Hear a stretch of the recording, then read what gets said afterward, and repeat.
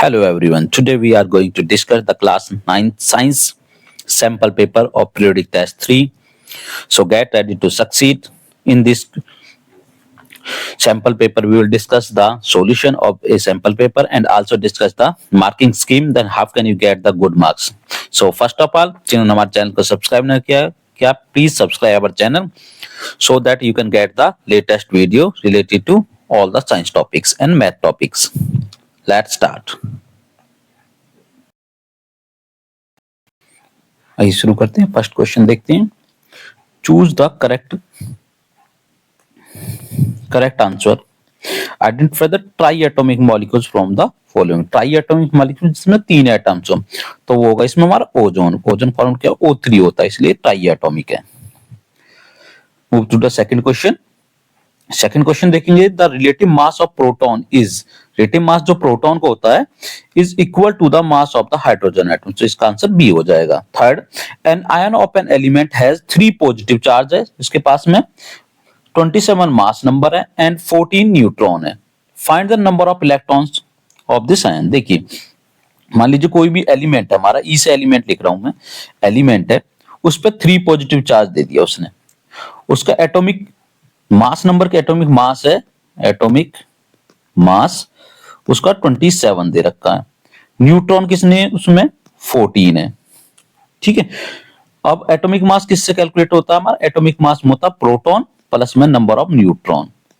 तो proton plus neutron 14 है, तो हमारा प्रोटीन ये एटॉमिक मास 27 है, तो प्रोटॉन यहां से कितना आ जाएगा? 27 माइनस 14 इज इक्वल टू 13. इसका मतलब उसमें 13 इलेक्ट्रॉन थे. जितने प्रोटॉन होते हैं उतने ही इलेक्ट्रॉन होते हैं, जो कितने हैं? 13 है. लेकिन उसमें 3 पॉजिटिव चार्ज है. 3 पॉजिटिव चार्ज का मतलब 3 इलेक्ट्रॉन उसने लूज कर दिए. तो 13 minus 3 is equal to 10 electrons आ जाएंगे उसके. तो इसका आंसर हो जाएगा 10. सॉरी 10 आंसर आएगा इसका. 10 बी ऑप्शन बनेगा. 10 इलेक्ट्रॉन उसके पास में. फोर्थ क्वेश्चन देखते हैं. Raju was playing with a ball of 100 gram. He threw that toward the sky with a velocity. मास कितना दे रखा बॉल का? m is equal to दे रखा 100 ग्राम. So the velocity उसकी दे दी है, उसकी 2 मीटर पर सेकेंड दे दी है. When the ball reached to its maximum height, its kinetic energy. देखिए जब बॉल को ऊपर की तरफ फेंके, स्काई की तरफ फेंका गया बॉल को, ठीक है, जब वो मैक्सिमम हाइट पर यहाँ पे पहुंच गई है, then what will happen, it's जो काइनेटिक एनर्जी थी इसकी वो कन्वर्ट हो जाएगी, और इट्स काइनेटिक एनर्जी जो इसकी काइनेटिक एनर्जी वो इसकी कन्वर्ट हो जाएगी टोटल पोटेंशियल एनर्जी में. पोटेंशियल एनर्जी में तो यहाँ पे इसकी जो काइनेटिक एनर्जी है वो क्या होगी? रिड्यूस हो जाएगी, सबसे कम हो जाएगी. यहाँ पे जाके पोटेंशियल एनर्जी में कन्वर्ट हो जाएगी. ठीक है. तो इसकी जो पोटेंशियल एनर्जी है वो 0 हो जाएगी. सॉरी काइनेटिक एनर्जी यहां पे जाती जाती कितनी हो जाएगी? 0. इसका मतलब है इसमें मैक्सिमम पूछा, मिनिमम रिमेन कांस्टेंट कैन, तो इसका आंसर आ जाएगा मिनिमम हो जाएगी. नेक्स्ट है compression is a region of compression. High pressure, medium pressure. Compression क्या होता है? High pressure. ए ऑप्शन हो जाएगा.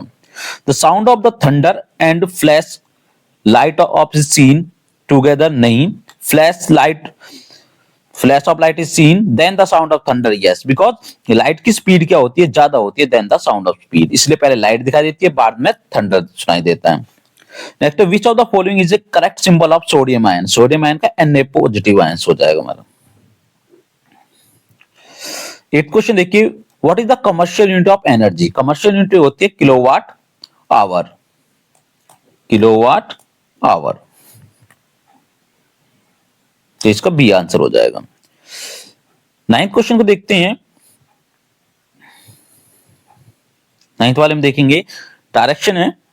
इसमें से 4 ऑप्शन है आपके पास में. असर्शन और रीजन स्टेटमेंट दी गई है. यदि असर्शन ठीक है और रीजन भी ठीक है, और रीजन जो करेक्ट एक्सप्लेनेशन है तो ए ऑप्शन बनेगा. असर्शन और रीजन दोनों ट्रू है लेकिन रीजन करेक्ट एक्सप्लेनेशन है तो बी ऑप्शन बनेगा. असर्शन ट्रू है लेकिन रीजन फॉल्स है तो हमारा डी सी ऑप्शन बनेगा. असर्शन फॉल्स है, रीजन ट्रू है तो हमारा डी ऑप्शन बनेगा. क्वेश्चन नंबर 9 देखते हैं. असर्शन कह रहा है work is done where there is a displacement perpendicular to the direction of force. जब परपेंडिकुलर हो जाती है तो वर्क डन कितना हो जाता है, वर्क डन होता है जीरो, वर्क डन जीरो जब परपेंडिकुलर हो जाता है। डिस्प्लेसमेंट और फोर्स यदि परपेंडिकुलर हो जाते हैं तो हमारा वर्क डन जीरो। तो ये स्टेटमेंट हो गई हमारी गलत। There is no displacement work is done zero, बिल्कुल करेक्ट है। यदि डिस्प्लेसमेंट जीरो हो जाएगी तो वर्क डन हमारा जीरो हो जाएगा, क्योंकि हमारा वर्क डन क्या होता है, फोर्स इंटू डिस्प्लेसमेंट होता है। यदि डिस्प्लेसमेंट जीरो तो सारा वर्क डन ही जीरो हो जाएगा। तो इसकी अब ऑप्शन क्या बनेगा, इसका ऑप्शन बनेगा हमारी असर्शन फॉल्स है। असर्शन क्या हमारा फॉल्स है, रीजन ट्रू है, हमारा रीजन ट्रू है। तो इसका आंसर बनेगा डी, ये वाला आंसर बनेगा नाइन्थ का। अब टेंथ के में देखते हैं, टेंथ क्वेश्चन में असर्शन कह रहा है electrons are located in the nucleus of atom. गलत स्टेटमेंट है। इलेक्ट्रॉन आउटसाइड द न्यूक्लियस होते हैं, ऑर्बिट में होते हैं। ये न्यूक्लियस है, तो इसके बाहर जो है, जो ऑर्बिट होता है उसमें इलेक्ट्रॉन होते हैं, ना कि इनसाइड होते हैं। तो ये स्टेटमेंट गलत हो गई। Electrons are negatively charge particle that orbit in the nucleus of an atom, specific energy levels of the shell. बिल्कुल करेक्ट स्टेटमेंट है। तो इसमें हमारा असर्शन फॉल्स है, वही डी ऑप्शन बनेगा। इसमें भी असर्शन फॉल्स है और रीजन ट्रू है हमारा, तो डी ऑप्शन बनेगा। टेंथ का भी डी ऑप्शन बनेगा, नाइन्थ का भी डी ऑप्शन था। बी सेक्शन देखते हैं, इसमें 2 मार्क्स के क्वेश्चन है। Answer the following. पहला कह रहा है इसमें calculate the molecular mass of the following. Molecular mass calculate करना है। इसमें H2O का आंसर लिखेंगे, इसका H2O का मॉलिक्यूलर मास H2O। तो इसमें क्या करेंगे, H2 हाइड्रोजन का मॉलिक्यूलर मास होता है 1 इंटू में 2 है तो 2 प्लस में ऑक्सीजन का होता है 16, तो टोटल आ जाएगा हमारा 16 प्लस 2 18 यूनिट। बी में देखते हैं, बी का आंसर देखते हैं NaCl है।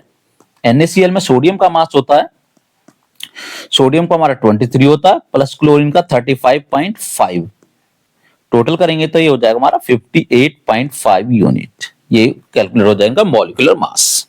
अब देखो मार्किंग कैसे होगी इसमें। 2 मार्क्स क्वेश्चन है, इसका आपने सही कैलकुलेट किया 1 मार्क्स मिलेगा, इसका आपने सही कैलकुलेट किया तो 1 मार्क्स मिलेगा। इस तरीके से इसकी मार्किंग होगी। 12th क्वेश्चन देखिए, write down the name of the compound represent the following formula. इनका नेम लिखना बस। ए है हमारा CaCl2, इसका नाम हो जाएगा calcium chloride, calcium chloride. B है हमारा K2SO4, K2SO4, ये हो जाएगा K होता potassium, potassium SO4 sulphate, sulphate का S छोटा आएगा सल्फेट। सी हमारा KNO3, के होता पोटाशियम, NO3 नाइट्रेट, तो इसका नाम हो जाएगा पोटाशियम, पोटाशियम नाइट्रेट, नाइट्रेट का N छोटा आएगा नाइट्रेट। डी CaCO3, Ca होता कैल्शियम, CO3 कार्बोनेट, तो इसका नाम हो जाएगा कैल्शियम कार्बोनेट। अब देखिए इसकी मार्किंग कैसे होगी। अगर आपने ये फॉर्मूला लिखा तो हाफ मार्क्स इसका मिलेगा, हाफ इसका है, हाफ इसका है और हाफ इसका है, तो टोटल 2 मार्क्स हो जाएंगे। 35 देखिए, सॉरी 13th क्वेश्चन देखना आपको। कैटायन क्या है, what are the cation, give 2 example of each of cation and anion. तो इसका आंसर कैसे लिखेंगे, आंसर करेंगे तो पहले लिखेंगे कैटायन, तो इसमें लिखेंगे cations are positive charge ion, cations are positively या पॉजिटिवली लिख देंगे, पॉजिटिवली चार्ज्ड आयंस। और कह सकते हैं they have more protons than electrons.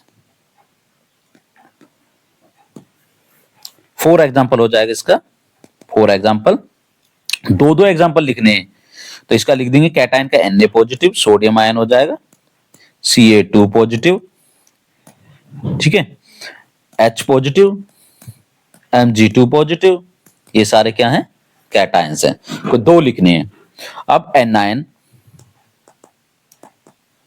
Anions, तो इसमें लिखेंगे anions are negatively charged ions, और इसमें लिख देंगे आयंस उसी की तरह सेम लिख देंगे, they have more electrons than protons. For example इसमें आ जाएगा आपका, कैटायन में दो एग्जाम्पल लिखने, chlorine ion, OH negative ions, SO4 2 negative ions, ये सारे क्या हैं, हमारे एनायन हो जाएंगे। अब देखिए मार्किंग कैसे होगी, इसमें 2 नंबर का क्वेश्चन है, ठीक है। अभी हमारा सी सेक्शन चल रहा है, 2 मार्क्स का है, तो इसमें 2 मार्क्स कैसे मिलेंगे। देखिए आपने ये लिखा, इसका हाफ मार्क्स है, 2 एग्जाम्पल लिखने का आपका हाफ मार्क्स है। एनायन की डेफिनेशन लिखी, हाफ मार्क्स, 2 एग्जाम्पल लिखे, हाफ मार्क्स। मान लीजिए आप इसका एक एग्जाम्पल लिख देते हैं, आप इसका भी एक एग्जाम्पल लिख देते हैं, तो आपको हाफ ही मार्क्स मिलेगा। एक हाफ मार्क्स डेफिनेशन का है। 14th क्वेश्चन देखिए, if the number of electrons in an atom is 8, the number of proton is also 8, then एक एटम है, उसमें नंबर ऑफ इलेक्ट्रॉन कितने, आंसर लिखेंगे इस तरीका से, नंबर ऑफ इलेक्ट्रॉन्स कितने, 8, नंबर ऑफ प्रोटॉन्स वो भी कितने, 8 है। अब क्वेश्चन पूछ रहा है, what is the atomic number of atom, atomic number of atom किसके इक्वल होता है, equal to number of electron और प्रोटॉन्स, प्रोटॉन्स के इक्वल होता है वैसे प्रोटॉन्स, तो वो कितना हमारा 8, तो इसका एटॉमिक नंबर कितना हो जाएगा, 8, atomic number is 8। B part है इसका ही, what is the charge of the atom, charge क्या रहेगा इसमें, एटम इज न्यूट्रल है इसमें, atom is neutral as it has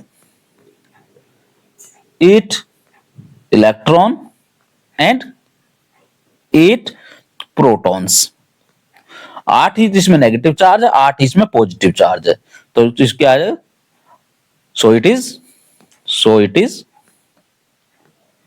electrically neutral है। अब देखो मार्किंग कैसे होगी, इसमें 1 मार्क्स का है। अगर आप एटॉमिक नंबर को फार्मूला के साथ बताते हो तो आपको 1 नंबर मिलेगा, इसका बताते हो तो 1 नंबर मिलेगा। सेक्शन सी 3 मार्क्स के क्वेश्चन है।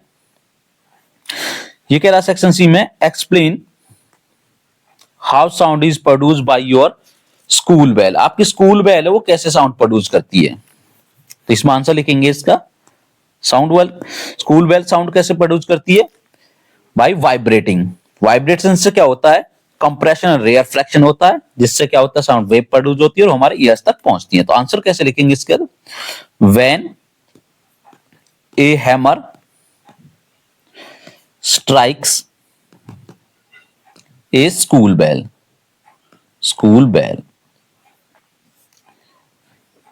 The bell vibrates and produces sound by creating a series of compression and rarefaction in the air air में करती है। ये हमारा ए पार्ट हो गया इसका। बी पार्ट क्या कह रहा है इसमें, why are sound waves called mechanical wave, sound wave को मैकेनिकल वेव क्यों कहते हैं वो बताना है। साउंड वेव को मैकेनिकल वेव क्यों कहते हैं, because they require a material medium to propagate, इनको एक मीडियम की जरूरत होती है, इसलिए इनको साउंड वेव्स को मैकेनिकल वेव कहेंगे। तो इसका आंसर लिखेंगे, sound waves called mechanical waves because they require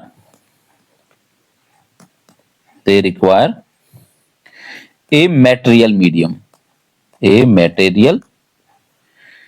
medium to propagate। एक मेटेरियल मीडियम रिक्वायर होता है, इसलिए इनको क्या कहते हैं हम, मैकेनिकल वेव्स कहते हैं। इसका सी पार्ट देखते हैं फिर।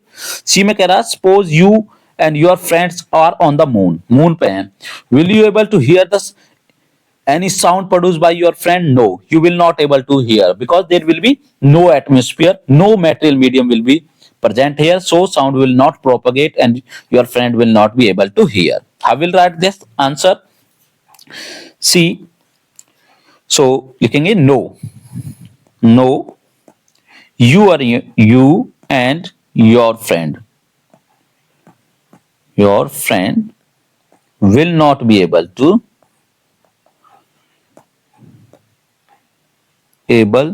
to hear any sound by your friend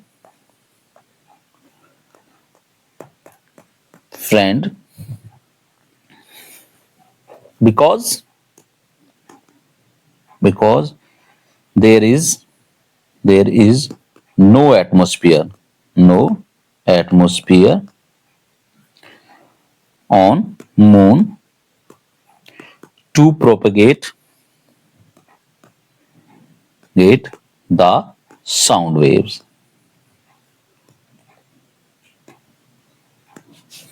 ठीक है, इस तरीका से आंसर लिखना। अब इसमें मार्किंग कैसे होगी, मार्क्स कैसे मिलते हैं आपको, देखिए 3 मार्क्स का क्वेश्चन था, तो 1 मार्क्स तो आपको half the your school where sound produce कैसे, उसका 1 नंबर मिलेगा।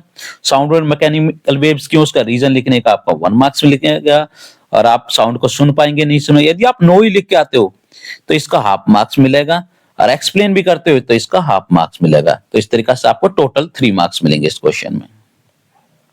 नेक्स्ट क्वेश्चन देखते हैं। ड्राइव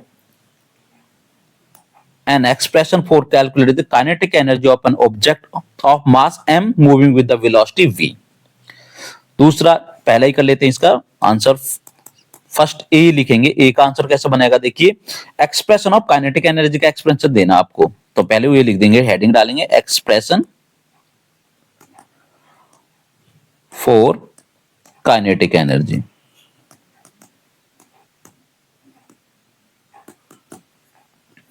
इस तरीके से लिखेंगे। आपको देखिए मास ऑफ एन ऑब्जेक्ट, मास ये गिवन है, आप मास ऑफ ऑब्जेक्ट m दे रखा है, वेलोसिटी v दे रखी है, ये गिवन है आपको। ठीक है, अब हम मान लेते हैं let a force F acts on given object and object moves कर जाता है, moves from point A point से A to B and covers a displacement S displacement. देखिए यहां से ऑब्जेक्ट यहां पे था पॉइंट ए पर, यहां से ऑब्जेक्ट कहां चला जाता पॉइंट बी पर, इसके बीच की जो डिस्प्लेसमेंट है वो एस से रिप्रेजेंट कर दिया हमने। ठीक है, अब ये कह रहा है तो वर्क डन कितना होगा इसका, देन वर्क डन W किसके इक्वल हो जाएगा, फोर्स इंटू डिस्प्लेसमेंट, तो ये हो जाएगा। अब हमारे लेते हैं now from third equation of motion से ले लेंगे। मोशन से क्या कहते हैं, v square minus u square is equal to 2as। यहां पे v क्या है, v फाइनल वेलोसिटी, u क्या है, इनिशियल वेलोसिटी,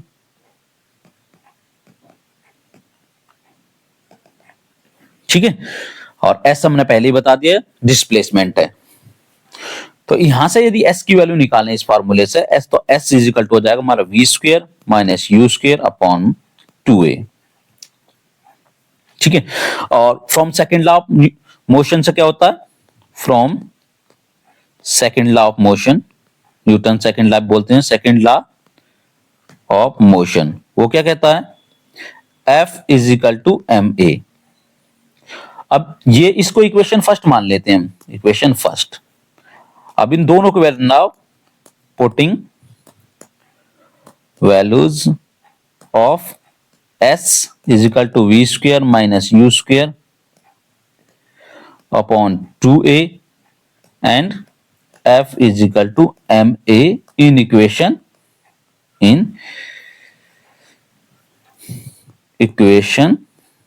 फर्स्ट वाली जो इक्वेशन मानी थी हमने उसमें रख देंगे। फर्स्ट वाली इक्वेशन क्या आती है, W is equal to f into s work done में, तो W एफ की जगह लिख देते हैं ये m a, m into a और इंटू एस था, एस की वैल्यू रख देते हैं ये v square minus u square upon 2a। अब a से a कैंसिल हो गया। ठीक है, अगर यहां पे देखते हैं तो इनिशियल वेलोसिटी कितनी है, ऑब्जेक्ट रेस्ट में एज लिख देंगे as the object is at rest, so initial velocity कितनी हो जाएगी उसकी 0। तो इसमें क्या करेंगे W इज इक्वल टू ये 1/2 बन जाएगा, 1/2 m और ये v स्क्वायर रहेगा माइनस के 0 हो जाएगा टोटली। तो हमारा क्या आ जाएगा, W is equal to half M we square. और वर्क डन किसके इक्वल टू होता है, एनर्जी के, work done is equal to energy. So हमारा काइनेटिक एनर्जी या पी के लिख लेते हैं और पी के भी लिख देते हैं इसे, क्या ई के पी लिख दीजिए या फिर ई के, वो किसके इक्वल हो जाएगा, हाफ एम वी स्क्वायर। यही एक्सप्रेशन आपसे मांगा गया था। ठीक है, अब इसमें देखिए दूसरा क्या कह रहा था, दूसरा क्वेश्चन देखिए, derive the formula for calculating potential energy of an object m mass m kept at a height of h। दूसरा एक्सप्रेशन भी मांगा गया है इसमें देखिए आपको बी पोर्शन में मास कितना, मास m है, हाइट कितनी है, हाइट h है। आपको किसका एक्सप्रेशन देना, आप पोटेंशियल एनर्जी का, आप पोटेंशियल एनर्जी बतानी है। तो अब पोटेंशियल एनर्जी पीई लिख रहा हूं, potential energy is the energy by object due to its position के कारण, या by the virtue of position भी बोल देते हैं इसको, पोजीशन कारण। तो हमारे कहते हैं मास हमारा m है, इसमें हाइट h है, अमाउंट ऑफ वर्क डन, तो इसमें the amount of work done to raise the object up to height h। किसके अगेंस्ट कर रहे हैं, अगेंस्ट द ग्रेविटी के अगेंस्ट काम कर रहे हैं हम। तो हमारा W इज इक्वल टू हो जाएगा इसमें, W is equal to F into H, displacement क्या यहाँ पे H है, और इससे लिखेंगे F क्या यहाँ पे, force due to the gravity, F is the force due to gravity. और तो F इज इक्वल टू क्या आ जाएगा यहाँ पर, M की जगह जो हमारा A आता, A क्या हो जाएगा यहाँ पे, G हो जाएगा, तो mg इसकी वैल्यू रख देंगे, तो W is equal to mg into h। तो इसका और वर्क डन किसके इक्वल होता है, हमारा पोटेंशियल एनर्जी क्या हो जाएगा यहाँ पे, Pe is equal to mgh। ये हमारा एक्सप्रेशन आ जाएगा, या ऐसे भी लिख देते हैं इसको Kp potential energy is equal to mgh के, ये लिख दो या इस तरीका से कर दो, सेम थिंग्स है। तो ये हमारा एक्सप्रेशन हो जाएगा। देखिए इसमें आपको मार्किंग किस तरीका से होगी इस क्वेश्चन में आपकी, देखिए इसमें आप सभी वैल्यू लिखते हो, ये इस फॉर्मूला को लिखने का आपको हाफ मार्क्स मिलेगा। ठीक है, और इसके सारे को ड्राइव करने का, ये वैल्यूज ड्राइव करने का आपको टोटल 1 मार्क्स है। सही एक्सप्रेशन लेके आए ये, ठीक, तो आपको टोटल 1 मार्क्स मिलेगा। ऐसे इसमें ये एक्सप्रेशन लिखने का आपको हाफ मार्क्स है और ये सारी चीजें लिखने का आपको 1 मार्क है। ठीक है, तो टोटल 1.5 का बी पार्ट है, 1.5 का ए पार्ट है इसका। Next move to the question number 17। 17 question को देखते हैं। इसमें write the chemical formula for the following compound by crossing over their valencies. Valencies crossing over करके इनका फॉर्मूला लिखना। ए जो है 17 का आंसर लिख रहा हूं, आंसर 17 का ए का क्या आंसर बनेगा? Sodium hydrogen carbonate. तो सोडियम को लिखेंगे सोडियम और यहां पे hydrogen carbonate, hydrogen carbonate. Sodium का सिंबल होता है Na, हाइड्रोजन कार्बोनेट का होता है HCO3। ये इसकी वैलेंसी 1 होती है, इसकी वैलेंसी 1 होती है, माइनस में 1 होती है, -1, ये प्लस का 1 होती है इसकी वैलेंसी में प्लस माइनस नहीं होता, इसलिए हम सिंपली लिख रहे हैं कि ये क्या है, प्लस का, ये माइनस का 1 है। अब इसको क्रॉस करके दिखाना है, इसमें क्रॉस कर देंगे, इसको इससे क्रॉस कर दो, इसको इससे क्रॉस कर दो, फार्मूला क्या बन जाएगा? NaHCO3। तो हमारा सोडियम हाइड्रोजन कार्बोनेट का फार्मूला क्या बनेगा? NaHCO3। बी पार्ट, बी में देखिए कैल्शियम हाइड्रोक्साइड, कैल्शियम हाइड्रोक्साइड। अब देखिए कैल्शियम का फार्मूला होता है, कैल्शियम का फार्मूला आपका Ca, ठीक है, हाइड्रोक्साइड होता है OH। ये इसकी वैलेंसी 1 होती है, इसकी वैलेंसी 1 होती है, सॉरी कैल्शियम की वैलेंसी होती है 2, हाइड्रोक्साइड की होती है 1, तो इसको 1, OH को 2 से मल्टीप्लाई कर देंगे, Ca को 1 से मल्टीप्लाई कर देंगे। Ca क्योंकि 2 से दोनों को मल्टीप्लाई करना है तो इसलिए ब्रैकेट लगाएंगे, OH होल ट्वाइस फार्मूला बनेगा इसका, CaOH whole twice. C part इसका देखिए, सी में फार्मूला बनाना आपको, सी देखते हैं जिंक फॉस्फेट, जिंक फॉस्फेट। हमारा जिंक होता है Zn, फॉस्फेट होता है PO4। जिंक 2 पॉजिटिव होता है, फॉस्फेट 3 नेगेटिव ग्रुप होता है। इसको क्रॉस मल्टीप्लाई कर देंगे तो ये बनेगा हमारा Zn3, फॉस्फेट पूरा है, PO2 बनेगा, तो ये फॉर्मूला होगा जिंक फॉस्फेट। किस तरीका से होगी? आपने डायरेक्ट यदि फॉर्मूला लिखते हो तो आपको हाफ मार्क्स मिलेगा, और इस तरीका से क्रॉस दिखाते हो इसका हाफ मार्क्स मिलेगा। इसी तरीका से इसमें क्रॉसिंग दिखाते हो, वैलेंसी लिख के हाफ मार्क्स है, फॉर्मूला लिख देते हो उसका हाफ मार्क्स। इसी में देखिए 18th क्वेश्चन, उसके बाद 18th क्वेश्चन करेंगे। Carbon exist in nature, carbon exist in nature in different forms, estimate the number of protons, neutron and electron per atom in 2 isotopes of carbon atom, atomic number 6 and mass number with 12 and 14। तो इसको किस तरीका से करेंगे? ये हमारा question number 18 है।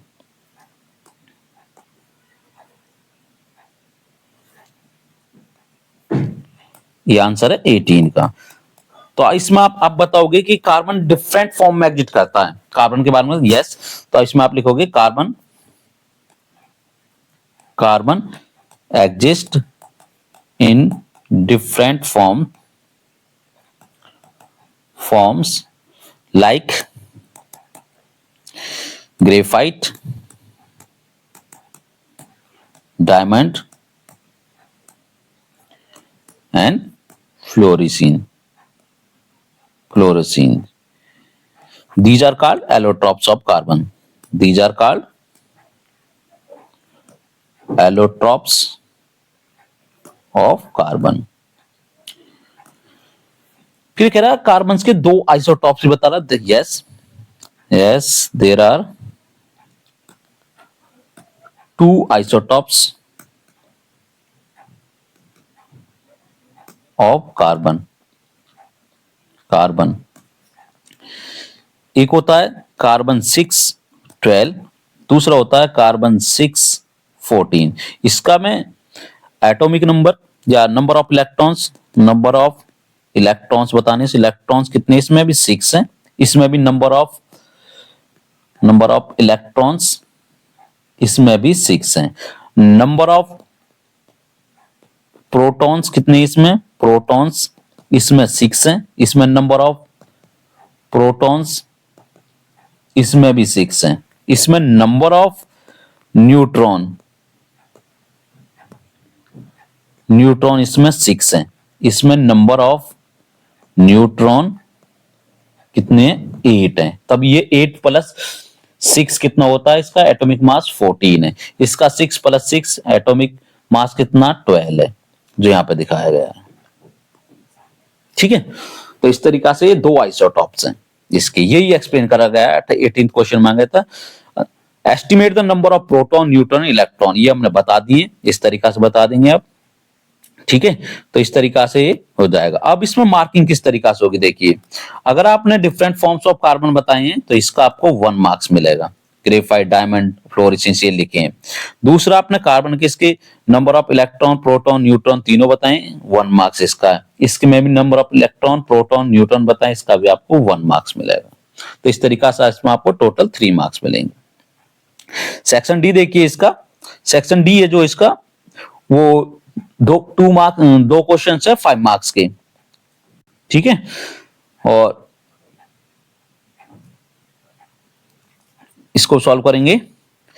ये कह रहा है, a plum pudding with lots of dry fruits remind us about the arrangement of subatomic particle, the discovery of subatomic particle waived off the claim that atoms are fundamental unit of matter. ये दिखाया गया है, जैसे कि इसमें बहुत सारे dry fruit डाले गए हैं, इलेक्ट्रॉन्स को रिप्रेजेंट कर रहे हैं, ये पॉजिटिव चार्ज है। फिर कह रहा है, plum pudding model of an atom was proposed by J Thomson. Plum pudding model जो था वो किसने प्रोपोज किया था, जे थॉमसन में।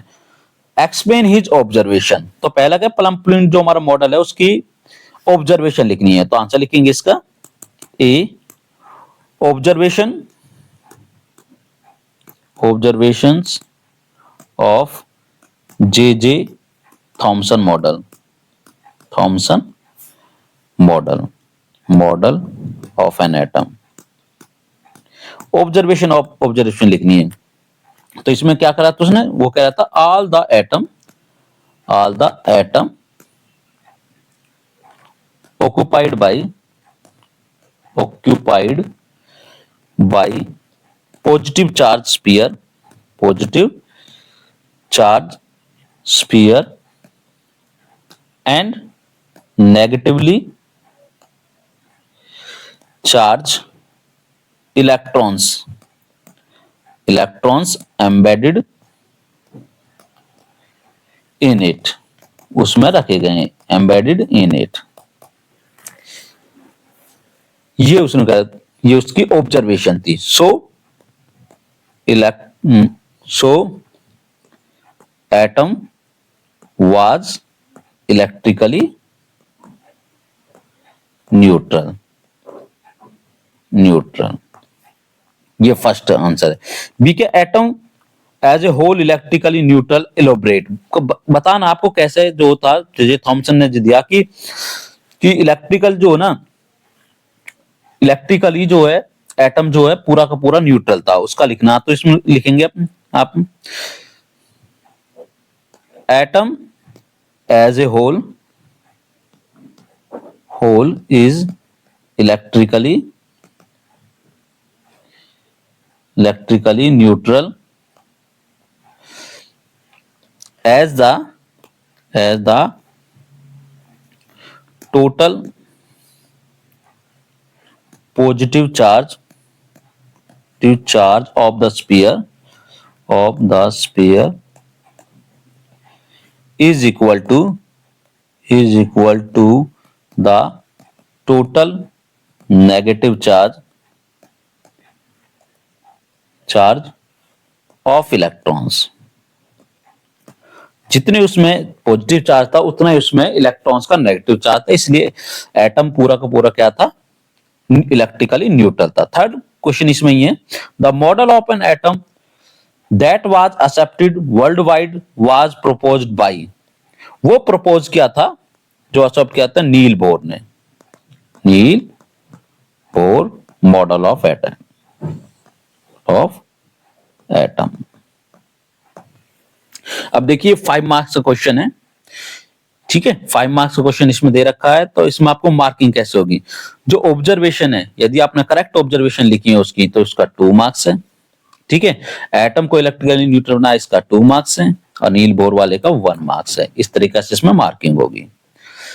20th क्वेश्चन देखिए, An object of mass 20 kg dropped from a height of 4 meter. Fill the blanks में table को बनना। Simplify calculation, take the values 10, g की वैल्यू 10 मीटर पर सेकंड लेनी है। यहाँ में पोटेंशियल एनर्जी 4 मीटर पे निकालनी है आपको, और 3 मीटर पे, 2 मीटर पे, 1 metre just about the ground निकालनी है। पोटेंशियल एनर्जी भी निकालनी है, काइनेटिक एनर्जी भी calculate, total mechanical energy, total energy भी निकालनी है इसमें अब दूसरा कहता है which law can be explain on the basis of the data. तो पहले हम 4 मीटर पे कैलकुलेट करेंगे। 4 मीटर पे आप कैलकुलेट करोगे तो हमारी पोटेंशियल एनर्जी, उसका फार्मूला क्या होता है हमारा mgh, और m की वैल्यू क्या है इसमें देखिए, m की वैल्यू इसमें दे रखी है 20 kg, और हाइट 4 मीटर। m की वैल्यू कितनी दे रखी है यहाँ पे, m is equal to 20 kg, height 4 metre, ठीक है। तो इसमें mgh कितना हो जाएगा, m हमारा 20 है, और g की वैल्यू 10 दे रखी है इसमें 10, h की वैल्यू है 4, तो ये आ जाएगा 800 जूल आ गई। अब इसमें काइनेटिक एनर्जी भी कैलकुलेट करनी है। काइनेटिक एनर्जी का फार्मूला क्या होता है, हाफ mv स्क्वायर। अब इसमें काइनेटिक एनर्जी कैसे निकालेंगे, इसकी काइनेटिक एनर्जी निकालने के लिए v चाहिए, लेकिन v तो अभी हमने कैलकुलेट करी नहीं है, ठीक है। तो पहले इसमें v कैलकुलेट करेंगे, जब वो हाइट पे पहुंच गया, हाइट से ड्रॉप कर रहे हैं उस पे, तो यहाँ पे उसकी वेलोसिटी कितनी होगी, इनिशियल वेलोसिटी 0, तो यहाँ पे हमारी हो जाएगी हाफ m, और v की वैल्यू कितनी हो जाएगी, m की वैल्यू तो 20 है, इंटू 20, और v की वैल्यू कितनी है यहाँ पे 0, तो 0 स्क्वायर टोटल क्या हो जाएगी 0, ठीक है। तो यहाँ पे काइनेटिक एनर्जी होगी, टोटल एनर्जी कितनी हो जाएगी, टोटल एनर्जी क्या, P potential energy plus kinetic energy, वो हो जाएगी हमारी 800 जूल प्लस 0, तो हमारी टोटल आ जाएगी 800 जूल। इसी तरीका से 3 मीटर पे कैलकुलेट करेंगे। 3 मीटर पे P कितनी आएगी हमारी, देखिए m P पोटेंशियल एनर्जी कितनी हो जाएगी, m into G into H, हर बार लिखेंगे m हमारा 20 रहेगा, g हमारा 10 ही रहेगा, h चेंज हो गई है, h कितनी होगी यहाँ पे 3 मीटर, 3,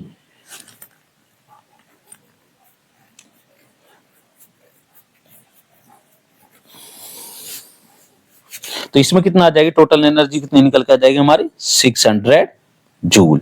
और यहीं पे काइनेटिक एनर्जी देखते हैं, काइनेटिक एनर्जी क्या है, हाफ mv स्क्वायर,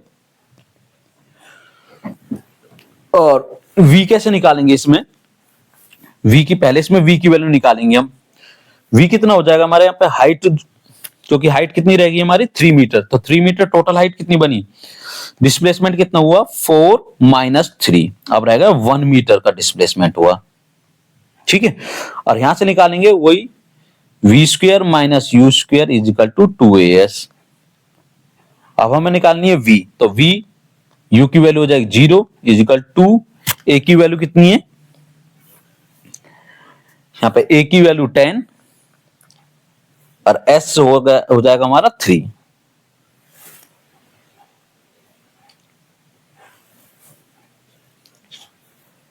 डिस्प्लेसमेंट 3, तो v स्क्वायर कितना आ जाएगा यहाँ पे हमारा, v square is equal to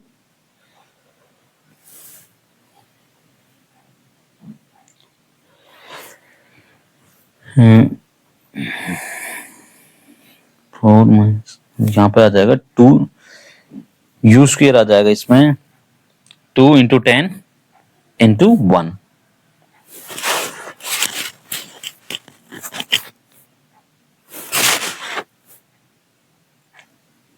20 into 1 करेंगे तो हमें 20 मीटर पर सेकेंड ये आ जाएगा v स्क्वायर।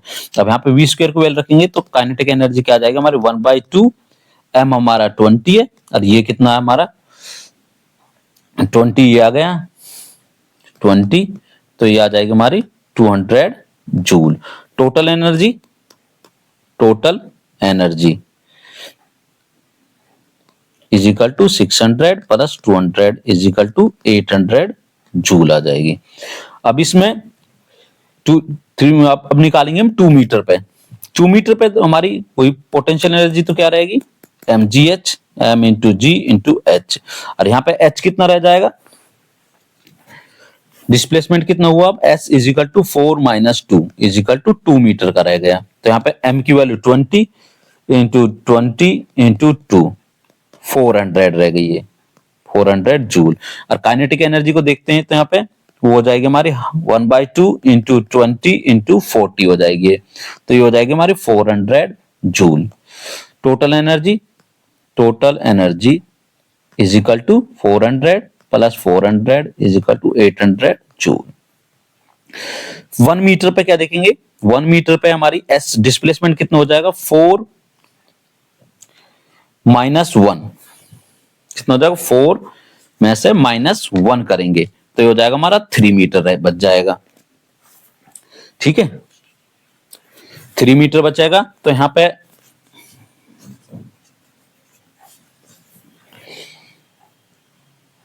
3 मीटर बचेगा तो हमारे पोटेंशियल एनर्जी कितनी आ जाएगी, 1/2 सॉरी एम जी एच, एम जी एच, एम 20 है, जी 10 है, एच कितना हो जाएगा 3, तो कितना आ जाएगा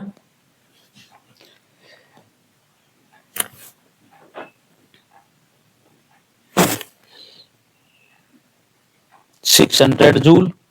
और यहां पे निकालेंगे इसमें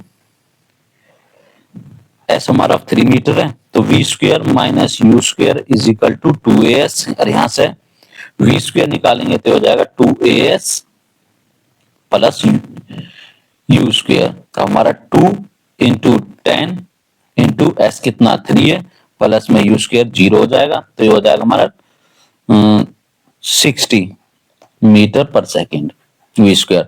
और काइनेटिक एनर्जी कितनी हो जाएगी, kinetic energy 1/2 m we square, 1/2 m कितना हमारा 20 और वी स्क्वायर कितना है इंटू में 60, तो ये आ जाएगी हमारी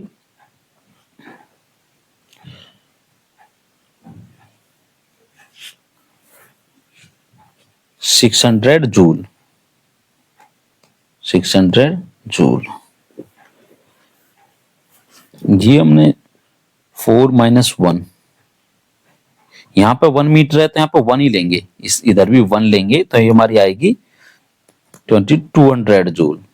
यहाँ पे 1 मीटर लेंगे ना इसकी पोटेंशियल एनर्जी में, तो 1 लेंगे तो 200 जूल आ गई है।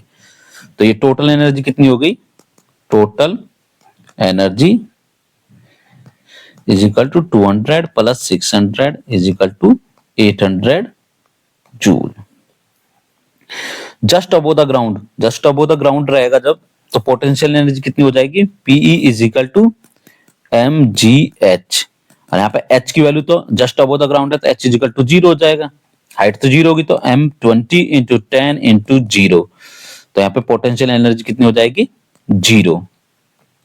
काइनेटिक एनर्जी कितनी हो जाएगी, क्योंकि यहाँ पे एस कितना हो जाएगा 4 मीटर ही हो जाएगा पूरा, अबो द ग्राउंड है, क्योंकि ऑब्जेक्ट गिरते गिरते यहाँ तक आ गया, ये कितना 4 मीटर है, तो एस की वैल्यू कितनी आ जाएगी 4 मीटर। तो के ई यहाँ पे निकालेंगे तो हमारी वी कितनी आ जाएगी, वही v square minus u square is equal to 2as, और v square is equal to 2as plus u square, और 2 इंटू 10 और एस कितना 4 प्लस यू स्क्वायर 0 हो जाएगा, तो ये हो जाएगा हमारा 80 मीटर पर सेकेंड। तो के ई कितनी आ जाएगी हमारी, kinetic energy is equal to half M we square, और वी स्क्वायर की वैल्यू कितनी आई हमारी 80, तो 1/2 इंटू 20 इंटू वी स्क्वायर हमारा 80 आया, ये करेंगे तो हमारा कितना आ जाएगा 800 जूल। और टोटल एनर्जी कितनी आ जाएगी, total energy is equal to 0 plus 800 is equal to 800 joule.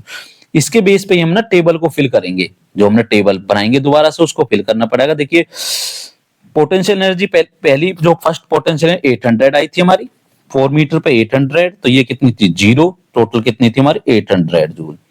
फिर 3 मीटर पे ये 600 थी, ये 200 थी, ये 600 आई, ये 200 जूल आई, टोटल 800 जूल आई।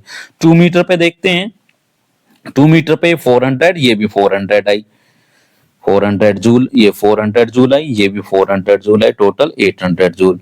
1 मीटर पे ये 200 जूल आई, ये 600 joule I, total 800 joule. Just touching the ground पे ये 0 आई है, ये 800 आई है, टोटल 800 जूल।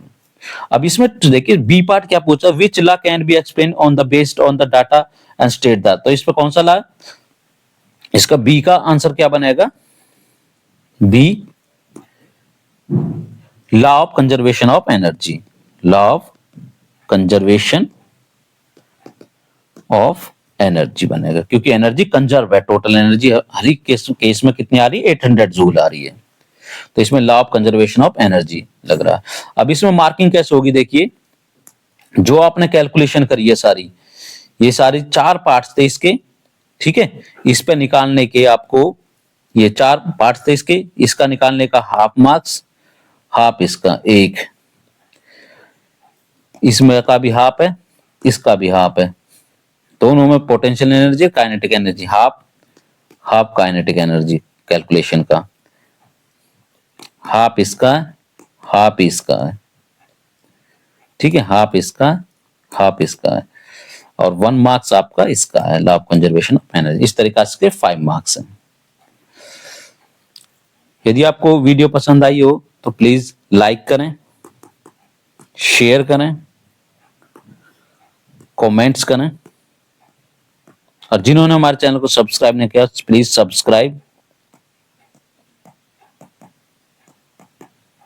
सब्सक्राइब कर लें ताकि नेक्स्ट वीडियो मिल सके। Thank you, have a nice day.